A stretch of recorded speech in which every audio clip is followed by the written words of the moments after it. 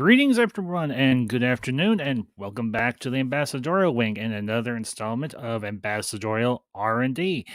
And hope y'all are having a wonderful weekend. Hope y'all are having a very nice Sunday afternoon, excuse me. And we are back. We're going to be breaking down a few things. Of course, the main topic of the afternoon is going to be Book of Boba Fett. But also, I had the opportunity to check out the new HBO Max series Peacemaker, and going to be doing a little bit of a discussion on that as well. And also, just a few days ago, we got the season 2 trailer for a favorite series of mine, also featured on HBO Max, Raised by Wolves. And of course, I don't do these streams alone. That's why I dropped the link in the chat. And with me this afternoon, I imagine the first of many guests and friends, I've got my good friend Josh of Galactic Republic Gaming. And well, here he is. Josh, good to see you, man. It's been a minute. Why am I not doing anything? Josh, can you hear me? Oh, well, okay. Guess he's having technical difficulties. Anyway, well, we won't stand on a whole bunch of ceremony here. We will go ahead and get into the topics of the afternoon. And we will start off, of course, with okay, wait a minute. All right, let's try this again. All right. There we go. Josh, can you hear me? Yes, sir. All right, and I can hear you. So, and there was much rejoicing. Yay. So, anyway, as I was saying, we're going to just jump right in because we got a lot to cover this afternoon. And we're going to be starting off with episode 3 of Book of Boba Fett. So, Josh, your thoughts? I thought the episode was pretty good. Mhm. One thing I do like is that that Boba has his own Rancor now. Yes, Boba Fett has his very own Rancor gifted to him by the cousins of Jabba the Hutt. And of course, this episode was directed by Robert Rodriguez. And of course, being the show has been run by Robert Rodriguez for the good part, we were eventually going to be getting an appearance by, I think, a favorite character actor of all of us, Danny Trejo as the Rancor Keeper. And Josh keeps having trouble. So anyway, well, I'm going to continue on. Josh can pop back in when he gets ready. I get things squared away. But yeah, honestly, I felt this was a very solid episode. And okay, let's say what's the old saying? Third time is a charm. All right, Josh. Yes.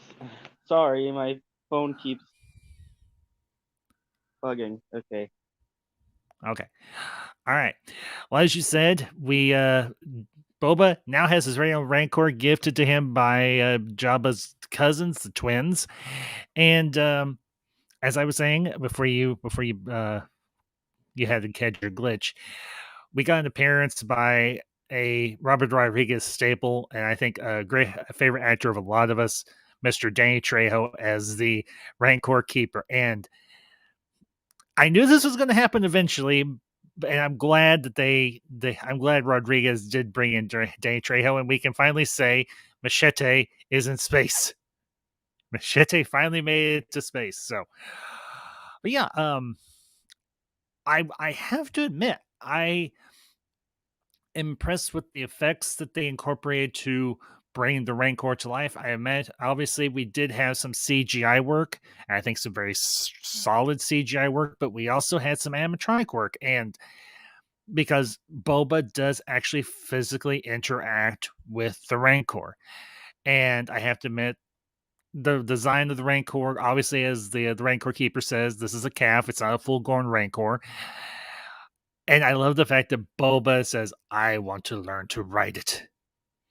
And we get a nice little bit of lore into the history of the Rancors from the Rancor Keeper. So, Josh, your thoughts?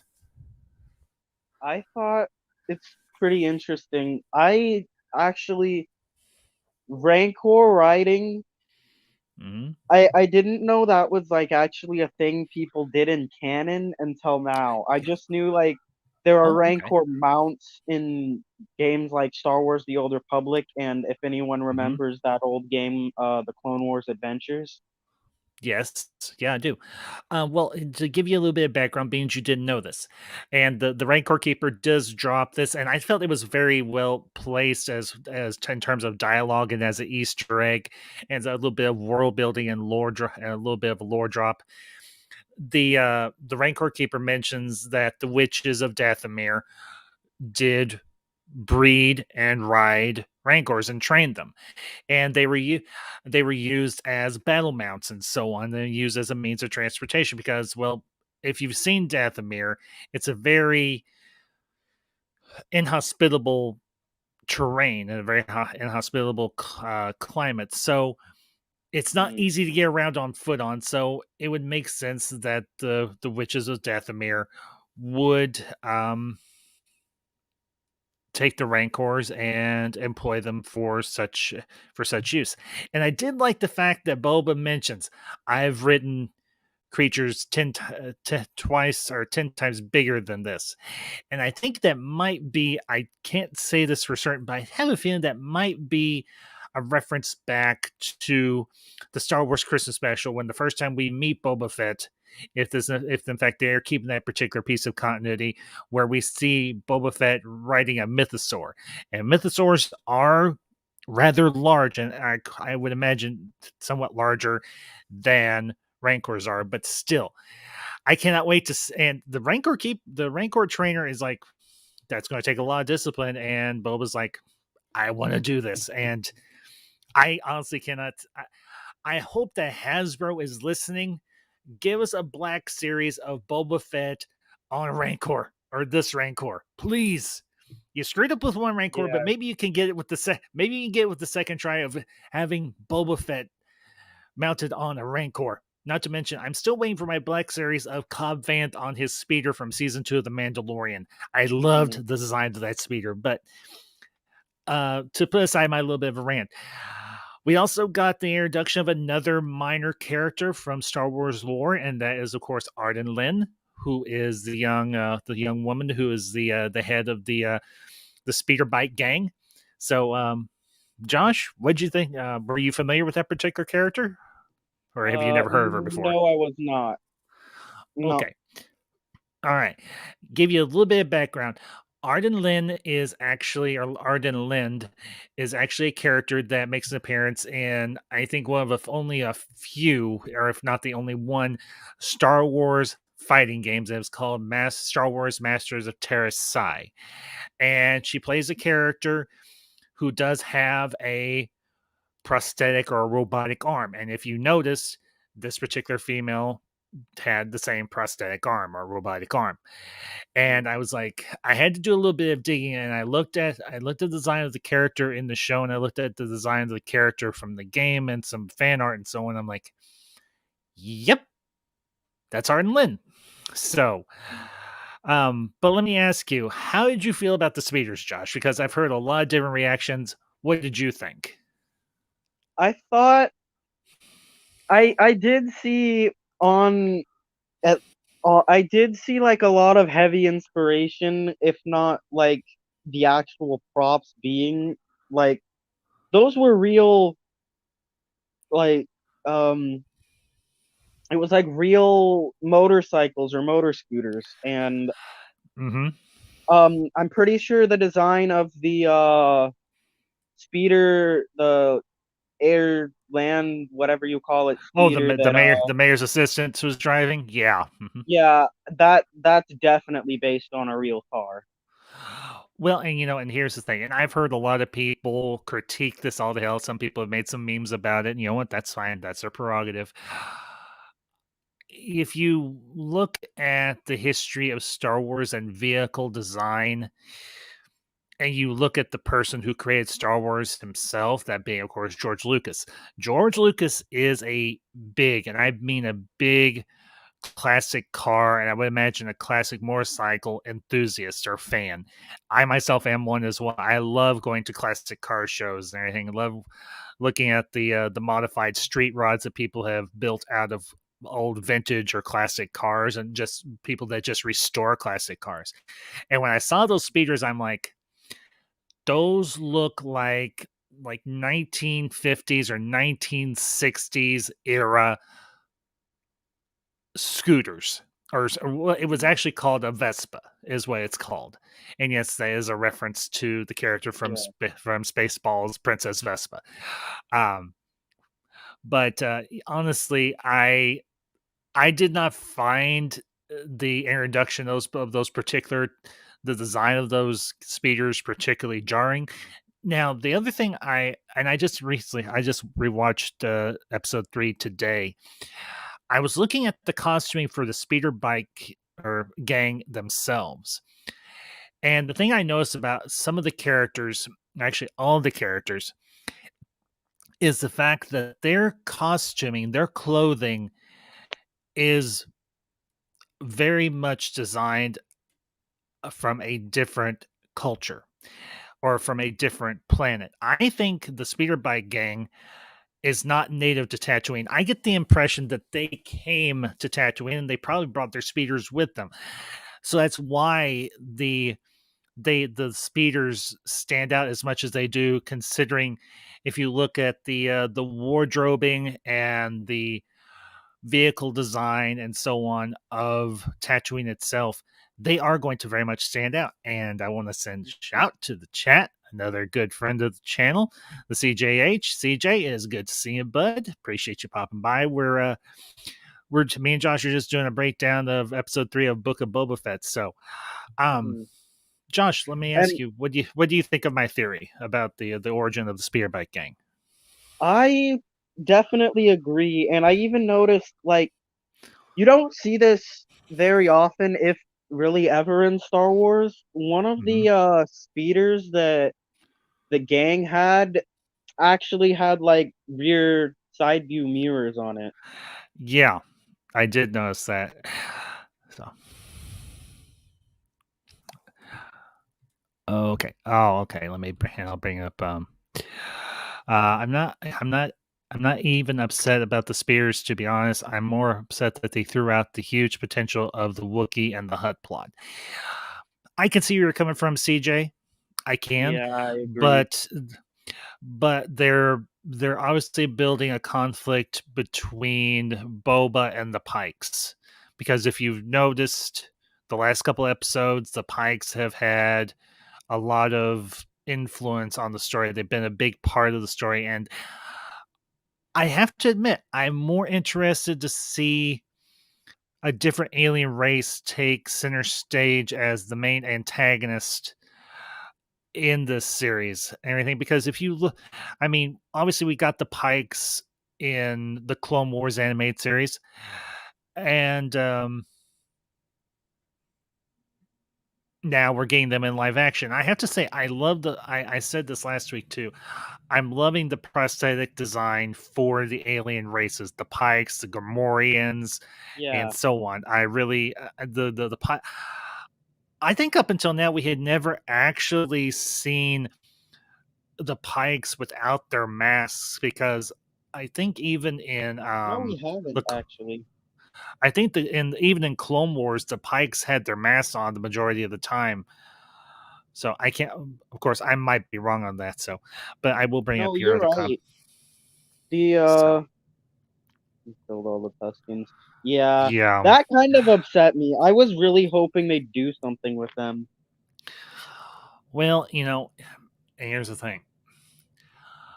I say I'm a little bit let down that we spend so much time with that tribe of Tuscans and then we see them wiped out. I was upset that they were all killed. I won't lie. And I would say they didn't go down quietly, I would imagine. Do I feel like it was the time was wasted with the Tuscans? No, I don't feel like the time was wasted with the Tuscans, because here's the thing.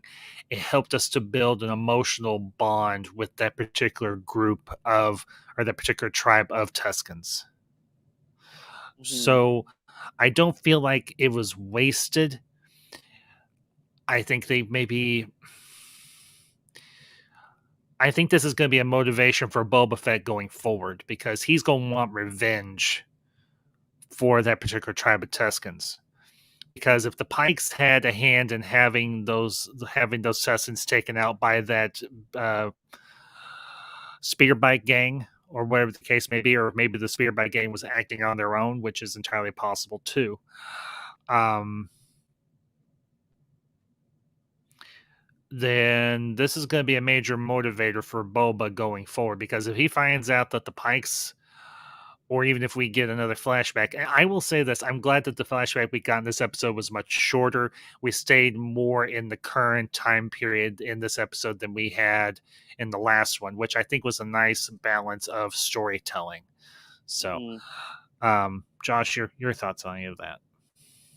My thoughts are that with the whole Pike stuff, Hmm. this is the first time we're getting to see under their mask, but I Hmm. will point out it isn't the first time we've seen them in live action. They were Yeah, in CJ. Yeah, Solo: A CJ. Star Wars Story. Yeah, they were in Solo. I've never actually seen Yeah. Solo. I think I really need. I'm gonna take some time and I'm gonna sit down and watch that and everything. I might even do a review on it because I've never watched Solo, and it wasn't because I was doing some sort of half-ass boycott or anything. It was just simply a matter of at the time Didn't I have the wasn't particularly time. interested.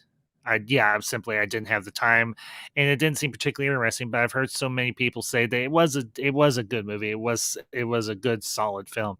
So I think I will give Solo a Mhm. watch at some point. I might do it next day or so.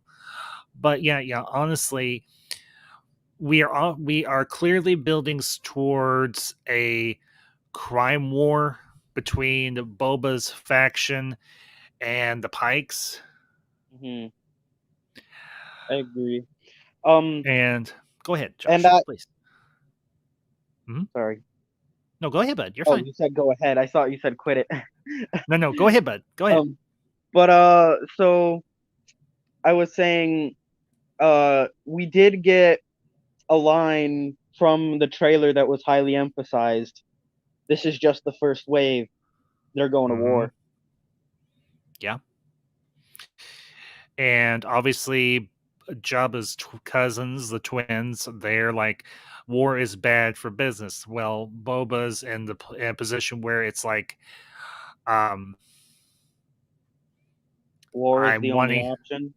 war is the only option for him because he's wanting to take over Jabba's empire. And I feel like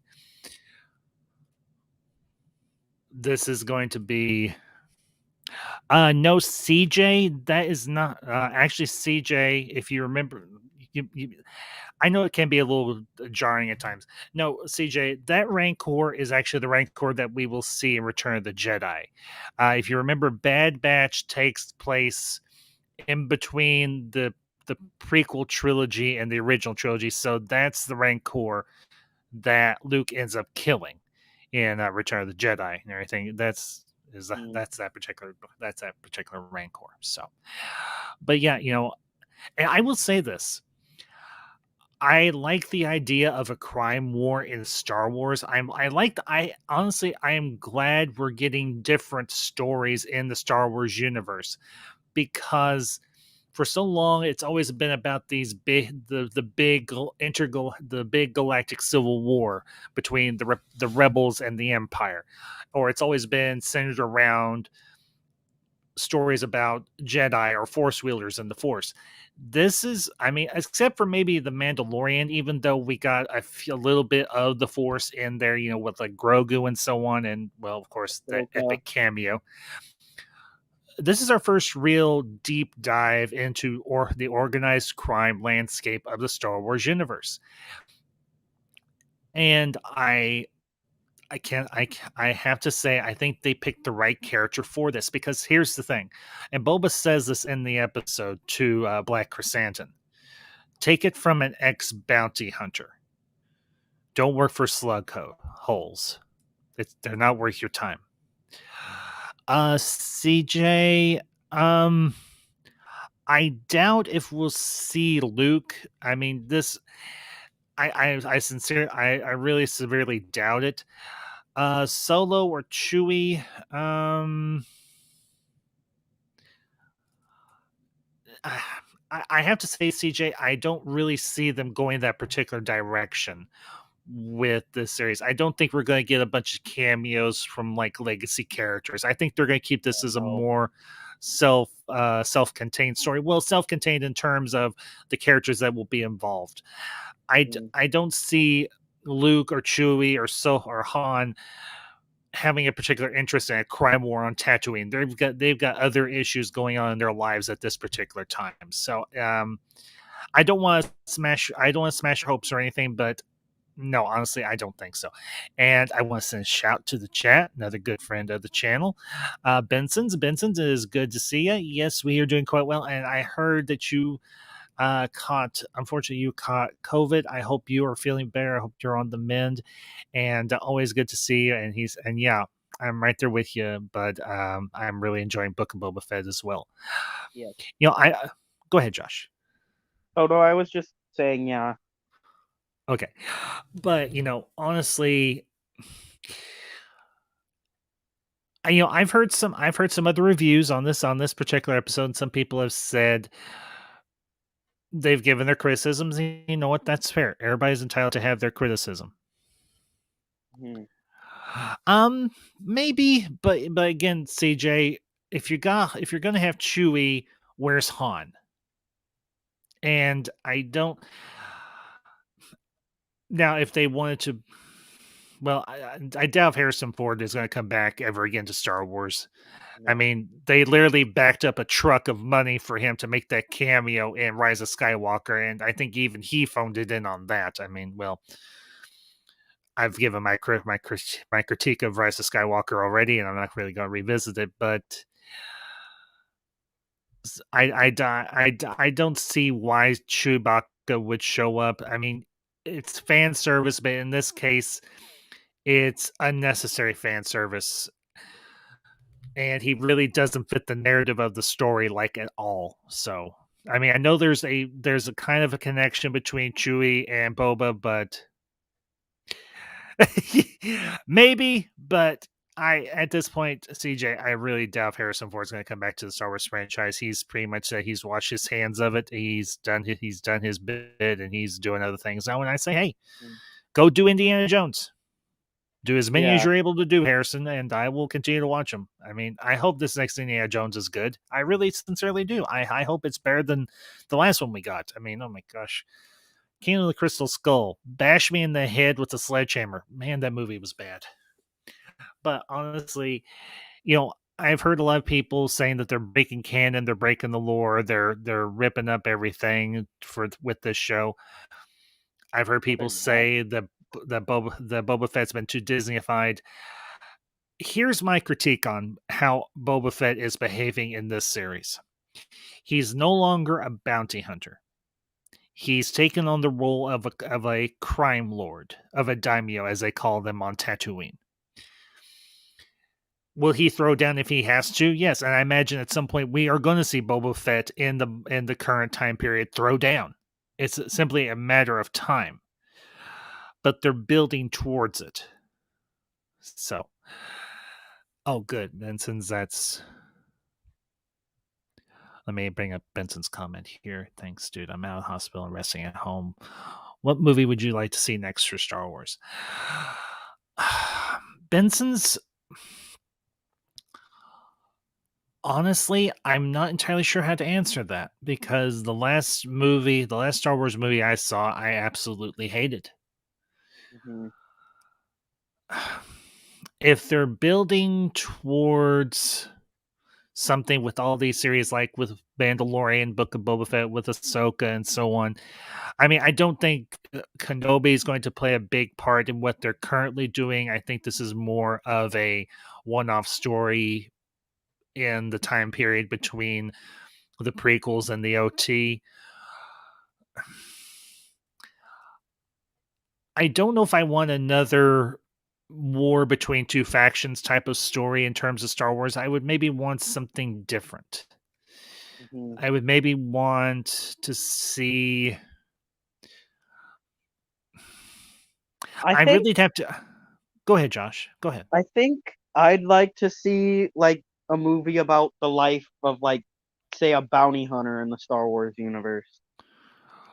Well, they're kind of doing that already and everything with Book of Boba Fett, honestly. Well, he is kind of post bounty hunter. And since we were True. talking about since we were talking about Wookiees and stuff, I wonder if we're gonna get another appearance from Chrysanthemum and like if he's gonna join in on Boba's fight with the Pikes or just go back. He- well, here's the thing. If they hold to this particular piece of canon, Chrysanthemum owes Boba a life debt now because he saved his life. He spared him. He could have killed him. He could have had Fennec shoot him right then and there. He could have shot him himself, but he didn't. So, do I think we've seen the last of Black Chrysanthemum? Mm, I want to say maybe not, but we'll just have to wait and see. Would I love to see Chrysanthemum and Boba Fett team up to fight the Pikes? My little fanboy heart would go yes, yes, yes. Yeah, I would love to see that. So, Mhm. yeah, and I'll bring up CJ's comment here. Um, when they say breaking canon lore, they actually mean they're basing off of EU, which is no longer canon. Yeah, but here's the thing, CJ and Josh, everybody in the chat. You know my stance on the whole decanonization of the EU. Was I a fan of it? No, but here's the thing: it still exists. Mhm. The old EU still exists, and the way I look at Book of Boba Fett and Mandalorian and the other series that are coming down the road, this is new EU. I know Mhm. that's a bit of a rhyme there that may not be hard to understand, but it's a new version of the expanded universe for Star Wars. That's how I look at all this and everything. Because for That me, go ahead, Josh. in a way, these new series are kind of meant to like recanonize some elements of the EU. That is true. Yeah. So, but as I was saying, in terms of Boba Fett's demeanor, how he's behaving in this series, some people have said, well, they've taken away his teeth and taken away his hard edge. I don't necessarily see it that way because this is the Boba Fett that's not necessarily is no longer a young man. I mean, he's not old or anything. He's not out of shape or anything, but he's still dealing with the after effects of being in the Sarlacc pit because we know that the chemicals and the digestive fluids inside the Sarlacc can really screw with you physiologically. Mhm. Now we do see Boba kind of hold his own in that fight or that ambush by Black Chrysanthemum, but we do see the biker gang come in and play their part. And mm, I'm I was okay with that because here's the thing. Boba was disoriented. He was trying to get himself armed, but Chrysanthemum was on top of him. He was in an enclosed space, and when you've got a big burly brute like a Wookiee gladiator bearing down on you, and you're coming out of a bacta tank, you're gonna be at a disadvantage.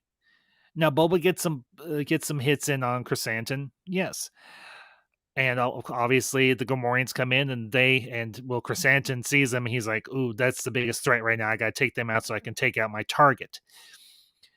And then you see the biker gang come in, and then of course they corner him, and then Fang dumps him into the Rancor pit, and you can tell he's not happy. He's pissed. He's like, Mhm. I got bested by a bunch of biker punks and a female assassin, and I'm a female Wookiee gladiator.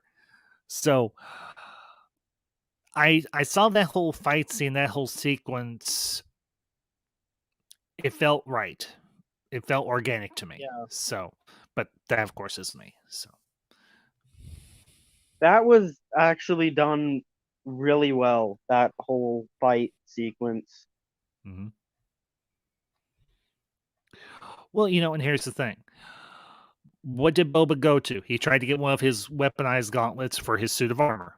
when that didn't work, he went for his gaffy stick, and he used it pretty effectively on Black Chrysanthemum. Now, obviously, Black Chrysanthemum, it's a freaking Wookiee, and we know Wookiees are dangerous, particularly mad, angry Wookiees that are out on a tear. I mean, we kind of saw that with Chewbacca in The Force Awakens. He threw down, and he threw down on his own quote unquote nephew. But we've never seen a Wookiee actually fight in hand to hand combat per se. And now I don't know if we see that in Solo with Chewbacca or not, but this is our first time in live action seeing a Wookiee throw down, except for maybe, well, okay, there is one other place, and that is, of course, in Revenge of the Sith. But in like, that was more with blasters and bowcasters and so on, not so much in hand to hand combat. This is our first time seeing a Wookiee fight in hand to hand combat and live action. Okay, CJ. All right, then I'm definitely gonna check out Solo because I want to see Chewbacca throw down. But Chewbacca literally, technically, Mhm. literally threw down because uh, Han ended up in his cage and got pushed to Mhm. the ground. Yeah, I can imagine. Uh, because they refer to what Chewbacca as the beast, I guess. Hmm. If that's why, if I heard what I heard was right. But yeah, honestly, seeing a Wookiee really go after somebody, and a Wookiee that's been trained to be a gladiator. And I'll say those Black Chrysanthemum fights dirty. He'll bite. I mean, he bites Boba on the hand, and he bites the one of the Grimorians in the neck, and I'm like, dang, you fight dirty, dude. You got the Hmm. size and height advantage on everybody. You fight dirty. I'm like, I can see that. So, I mean, Wookiees mhm. are kind of based on like the more wild dog type. On Yeah, well, they're also, I think they're loosely based on the whole myth of the Bigfoot. I mean, let's be honest here. If you look at their design, they look like a Bigfoot. Mhm. So, but yeah, honestly, I will say I did the speeder chase. I think was very well choreographed with the speeder gang and the mayor's assistant, and it was cool to see just what these bikers had done to themselves to make themselves a little more effective. I will admit, the one the one biker that had the prosthetic leg that actually has the hydraulic that he and the spike on the bottom of his foot where he uses it to damage the speeder engine. I thought that was actually pretty cool. Mhm. Um, I will say I did like how they visualize Arden Lynn's prosthetic arm. It doesn't look nearly as bulky and clunky as it does in the video game. Um, I did like I did like how they designed it here for live action. So, Mhm. but yeah, honestly, if you go back and you look at a lot of the vehicles from particularly the prequels, like with the Naboo starfighters and with some of the speeders that we see on Coruscant, them having brightly colored and sort of retro designed vehicles in Star Wars is not as far fetched as people are going to claim. Mhm. CJH, the one woman, the I guess you could call her. Well, I would say she is the leader of the speeder gang that Boba ends up hiring. That's Arden Lynn from the video game Masters of Terra Psi. It's a I think it was like a PS1 or a PS2 Star Wars video game, and I actually had to go back when I rewatched it today. I was looking a little more closely at her particular character, and I was like, yeah, she does have a prosthetic arm. She does have a robotic arm. So, Mhm. but They I all know have different prosthetics. Yeah. Hmm. some kind of cybernetics, yeah. Yeah. And honestly, that didn't bother me. Now, I will say there was one other cameo in this episode that I did really appreciate, and that was, of course, Stephen Root as the water monger, the water salesman. And if you're not familiar with that character, with that actor, he's done voice work in the past. He was the voice of Bill Dauterive on King of the Hill. He was also in the movies Office Space and Dodgeball. In Office Space, he played the character Milton Wadhams, and I can't remember the name of his character, but he was also in Dodgeball with Ben Stiller and Vince Vaughn. And I was like, "Oh, hey, Milton." Yes, CJ and Machete. I think I brought that up before you came in. Danny Trejo as the Rancor trainer. Yeah, yeah. Mhm. I knew we were eventually going to see Danny Trejo in the series because Robert Rodriguez is one of the directors and he's kind of the head of the whole show. So I knew they were eventually going to be bringing Danny Trejo in. I'm actually glad they did, and I have to admit, him explaining the psychological makeup of a Rancor, it makes them a lot more. It gives them a little more depth. Let me put it that way. I Mhm. don't want to say necessarily humanizes them, but it definitely gives them a lot. It gives the Rancors a lot more depth. And if Mhm. you notice, or if you remember, for those of you that have seen Return of the Jedi, which I'm assuming everybody here has, if you remember the reaction both by Jabba and the human Rancor keeper, they both had a very strong emotional response to Luke killing the Rancor. And here is a familiar face I'm always happy to see.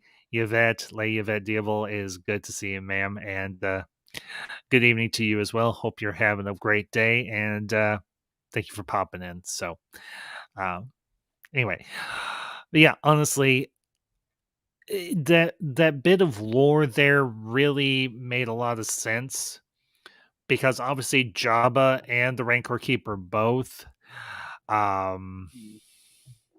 had very strong attachment to the Rancor. So seeing their reaction to Luke killing it made sense. And now that we've gotten a bit more lore on the fact that the Rancor will imprint upon the first human, quote unquote, human being, as the Rancor trainer says in the episode, it actually brings a little more depth. Although still, the Rancor's trying to kill Luke. Luke is the good guy. We're rooting for Luke to survive. So, but at the same time, I did appreciate that bit of expansion upon what how Rancors think and Mhm. how they behave. So, go ahead, Josh. I'm trying to think of something to say. Oh, it's Um, okay. Well, give yourself a minute. Shout out to the chat. My very good friend, Mountains of Elysium, is good to see you, bud. Good evening, or well, let's see. Yeah, it would be evening where you're at. So says, greeting my friend Ambassadorial Wing and fellow nerds. Haven't seen Boba Fett yet, so to avoid spoilers, won't be staying long, but wanted to drop by and give the stream a like. Elysium, thank you, bud. Appreciate it, and we'll see you next Friday. Well, I'll be talking to you, probably imagine, between now and then as well. So, mhm. but well, honestly, I think we've pretty much covered everything from this episode of Book of Boba Fett. Josh, did you have any other thoughts that you wanted to share before we move on? Um, Not that I can think of. Okay. I don't know if I don't know if either one of these topics are going to be of particular interest to you or not, but I had the opportunity to sit down. I popped on HBO Max yesterday, and I actually gave Peacekeeper a watch. So, have you watched that? Do you even have HBO Max? I've heard of it, but I've not watched it. No. Okay. All right. Well, if you want to stay on the stream with me, you can, or if you want to bounce out, that's fine too. Whatever you want to do. So, but I just wanted to talk a little, just for a few minutes about um, Peacemaker. Now, most of you know, if you've been, you for those of you that are part of the channel and everything who follow me on social media, you know I'm a hardcore Marvel guy. Always have been, always will be. But I wanted to give this series on HBO Max a chance. And at CJ, darn it, yeah, I keep forgetting y'all don't have HBO Max up there. That sucks. They really need their asses in gear and get HBO Max up there to y'all. But I'm willing to give any new series a chance. And I did see Suicide Squad last year, the one directed by James Gunn. And we got the introduction of a character called Peacemaker, played by John Cena, who obviously most of you know is famous for his career in the WWE. And he has expanded out, obviously, into acting now. And I watched the first 3 episodes. They dropped the first 3 episodes of the series on HBO Max earlier this week, and I was like, I'm going to give this a shot because I've heard a lot of my friends, a lot of people that I follow on YouTube and on social media say this is a pretty decent show, and I wasn't exactly sure what to expect. I won't lie, but I have to admit I did enjoy Peacemaker. Now, this is a character I know nothing about aside from the fact that he was in the Suicide Squad movie and that he killed Rick Flag, and he was wounded by Bloodsport, played by Idris Elba in the Suicide Squad. And the series does pick up after the movie. He obviously survives. He's the first time we see him, he's in the hospital, and the doctor saying you are released on your recognizance, yada yada yada. But unfortunately, even though he's released, he's still under the thumb of Amanda Waller. For those of you that are familiar with the first two Suicide Squad movies. And they've recruited him, putting it politely, as an agent of theirs. And he's with a whole other team, or he's got a whole logistics team with him. And I have to admit, the intro for the series itself, the opening credits is got to be one of the goofiest damn intros I've ever seen for a show. And of course, means we're dealing with James Gunn. I guess I should not have been surprised. And of course, being this is a James Gunn written and directed series, you've got a lot of callbacks to old school rock and roll and like 60s and 70s rock and roll, a lot of really obscure bands and so on. And it's really out there, but the first 3 episodes deal with Peacemaker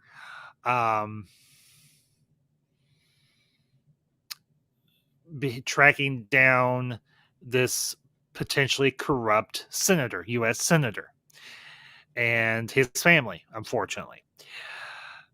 And he's been tasked with taking out, I'll put it that way, taking out the senator and his family. And he's got this very, very out there team that's working with him. For heaven's sakes. I'm gonna have to give me some minute, guys, because I want to look up the cast list for Peacemaker because I want to get these names right. I do remember part of them. There we go. Peacemaker cast. I wanted. Okay. You've got obviously John Cena as Peacemaker. You've got Jennifer Holland as Amelia Harcourt. And can I just say, Amelia Harcourt is a freaking badass. I mean, absolute badass. You've got Freddie Stroma as Adrian Chase, aka Vigilante. You've got Daniela Brooks as Leoda Abedayo. You've got Steve Agree as John Icamio. Let's see. Where's the rest of the cast? Okay, here we go. Here we go.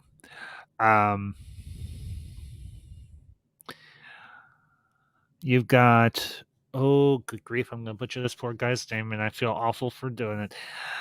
Chudwi Ejoyu as Mern. You've got Nynt Lee as Juno Master, a very small fellow who is a big pain in the neck, but can kind of kick ass. And of course, you've got, and I cannot believe that they got, I'm glad they got this actor, but they got Robert Patrick to play Augie Smith, who is Peacemaker's dad. And I'll say this as delicately as I possibly can. Peacemaker's dad is a big, blatant ist. And you know what I mean when I say ist. I hope you know what I mean when I say ist. And yeah, it is very, very they tried to play the comedic angle of that up as much as they can. But yeah, Peacemaker's dad is an ist. Anyway, and I'll bring up. I've got CJ's comment up here. Honestly, I just wish DC would give up the previous universe mess thing and hard reboot with Pattinson's Batman. Yeah, CJ, and I've seen you in some other chats and everything. I know you're over on. I think you're over on Jarbo's stream last night, and I saw you in the chat on the replay for that one. And I think you're also on Pop Culture Corners channel. Maybe I know you are for a fact. You were on. I know you were on with you were in the chat with on Jarbo's stream. But honestly, yeah, I kind of understand where you're coming from. But as far as the show goes, as Peacemaker goes, I really I have to admit I did enjoy it. It was very out there. It's definitely not a Disney. It's definitely not a Marvel series because there's a lot of profanity. I mean, a lot of profanity, and there is some nudity. And I don't mean just a butt shot. Speaking of speaking of Marvel, I've fallen behind. I haven't watched Hawkeye. I haven't watched Eternals. I haven't watched No Way Home. Well, Josh, you've got some catching up to do. Now, here's the good thing. Do you have? I'm assuming. Well, you have Disney Plus, obviously. All 6 episodes of Hawkeye are up, so you can watch them anytime you want. And Eternals is on there as well. I don't want to send out my post yesterday. Me and the missus were going to watch Eternals last night. Unfortunately, she was feeling a little bit under the weather, and she's like, "Honey, I have a day to recoup, and then we'll watch it tomorrow or whatever." I was like, "Yeah, sure, no problem." So I just I took the night off and everything, and that's why I'm doing double hair today. And hey, they say if you myself, I love doing YouTube, so doing a double header, doing 2 streams in a day does not bother me.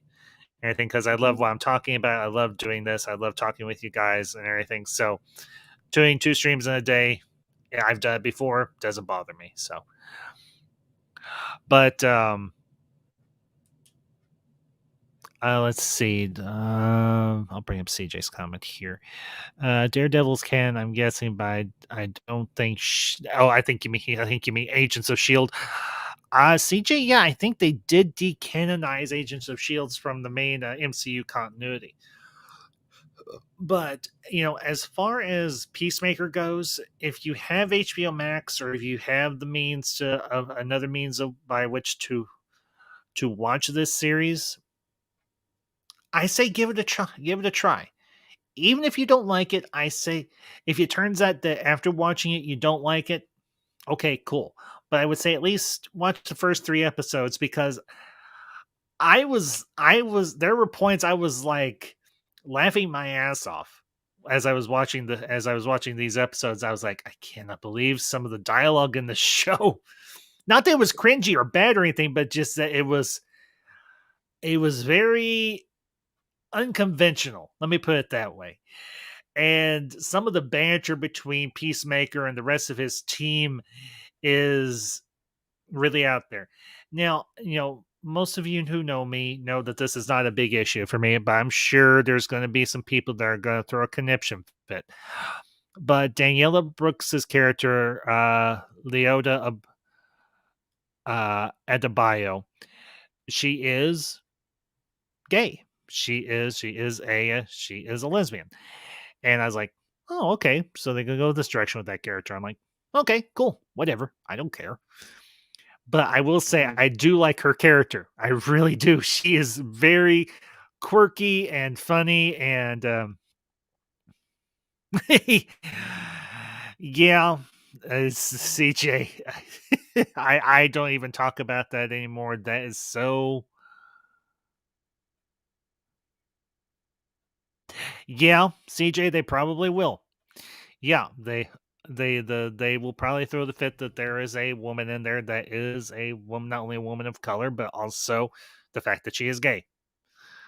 Of course, the Mhm. question does become who copied who, if there even is a copy at all. Because for those of you that watched the Eternals, those of you who know the character of Festos, he is also gay. Again, I don't care. I just want the character to be good.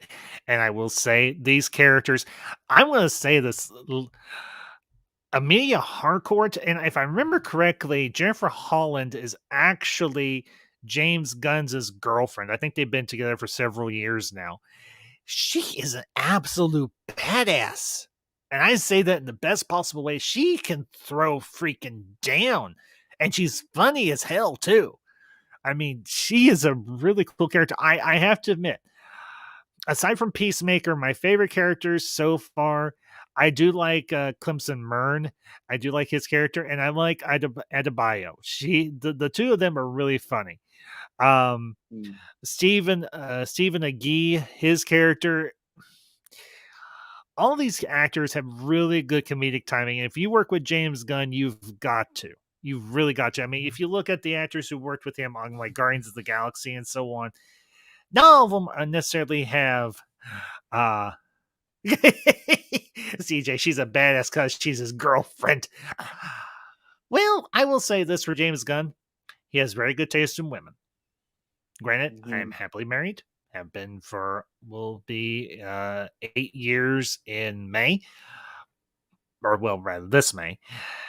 But yeah, she is a badass and everything. And James Gunn, kudos for you. You got somebody who's funny, who can kick ass, and at least on a TV show. And she is, as the old saying goes, she is very easy on the eyes. So, but yeah, if for those, just to kind of wrap up this a little bit here, um, if you, like I said, if you have the option to check out Peacemaker, I highly encourage you to do so. And this is coming from a guy who is a hardcore Marvel fan. Always has been a hardcore Marvel fan. Always will be a hardcore Marvel fan. But this is a very solidly written and acted and directed show, and it will not be a waste of your time, just like Book of Boba Fett. So, um, now, Josh, let me ask you: have you heard of a series called Raised by Wolves that was also on HBO Max? I did season one, I think, back in 2020. I Yeah, it sounds familiar. It was executive produced by Ridley Scott. Um, it's a sci-fi series. It's a science fiction series that takes place in the distant future. And this pair of androids have been tasked with raising a group of human children. And they go to this world called Kepler 22b. And it's a very inhospitable world.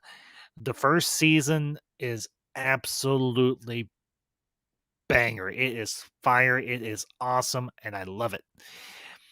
And it deals with a lot of really different themes. CJ, I don't believe so. I think it's exclusively on HBO Max, unless I'm mistaken. I don't think it's on Netflix unless I'm wrong. I could be, but I don't It believe could so. be Let on me Netflix in another country too. That's entirely possible too. Let's see. Is Wait a minute. Raised by Wolves on Netflix. Hang on.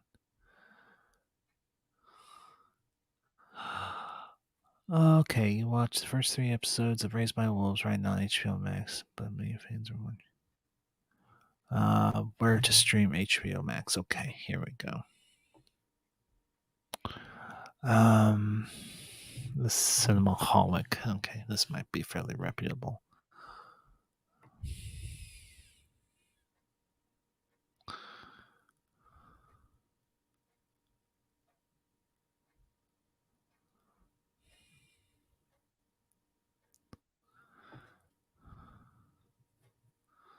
Let's see. While Raised by Wolves is not on Netflix, you can check out. CJ, are you sure you're not confusing Raised by Wolves with? I'm referring to the movie Don't Look Up. Okay. Oh, did you watch Don't Look Up? Oh, okay. Sorry, CJ. I guess I missed that comment. Sorry, bud. No, I have not watched Don't Look Up. It really doesn't. Honestly, I'll be honest with you. It really it looks like something that doesn't appeal to me. So no, I haven't watched it. But yeah, to give you the short version, Josh, I would really recommend going. But if you can figure out a way to watch season 1 of Raised by Wolves, do so. It is a very it's very I'm kind of giving you a synopsis of it, but there's a lot more in that show than what I've given you here. Now, I was able to check out the trailer for season 2, and I won't lie, I was blown away. I do have it queued up here. I do want to show it and everything. I know I'll probably get a claim on it or whatever. You know what? That's fine. I'll deal with it when it comes to it. But I want to get your reaction to this, Josh. So give me just a minute. Screen share. Okay. So 1 second. Chrome tab. Here we go. Raised by One thing I do want to say, Sure. if you do decide to do a stream on Solo, I would gladly like rewatch it and come join that, because Oh, Solo's sure. really good movie. Oh, sure. Okay. What did you say here? My whole channel is just copyright claim mess. I don't even made a joke about it. Yeah, CJ, I'm seeing the stuff you post on your channel. So, but yeah, honestly, like I said, I can deal with the copyright claim and everything. If they want me to remove it, Yeah. I'll remove it. That's fine. But I do want to, show this and everything. I want to get your reaction. Of course, I want to give my my reaction as well. So, hang on 1 second here. Make sure it's up on screen. Yeah, it does. Okay, let me pop this down here. That way it's a little bit bigger. Okay, 1 second. Okay.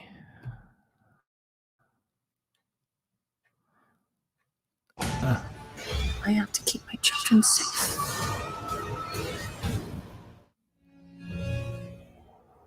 This side of the planet seems less intent on killing our children. Now, the woman and the man, those are the 2 androids, and they're just called mother and father. So, anyway, okay, go ahead. Go ahead.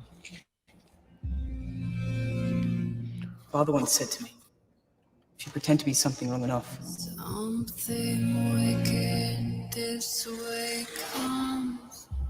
Eventually, you'll no longer need to pretend. I fear we're becoming too human. What's done cannot be. To be the parents that our children deserve. Undone.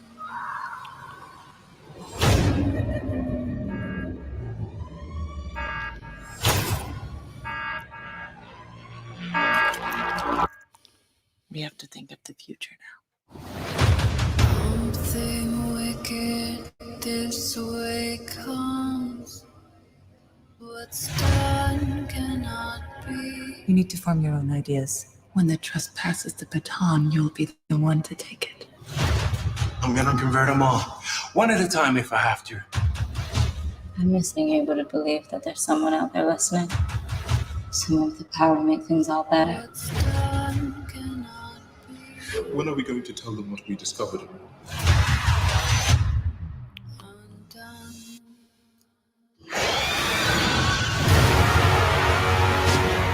I have to keep my children safe. I am the prophet. Nothing can stand against me.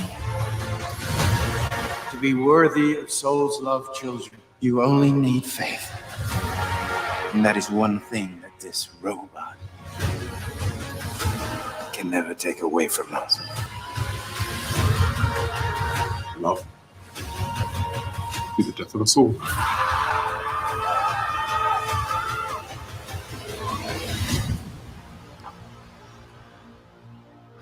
What fun we're going to have today.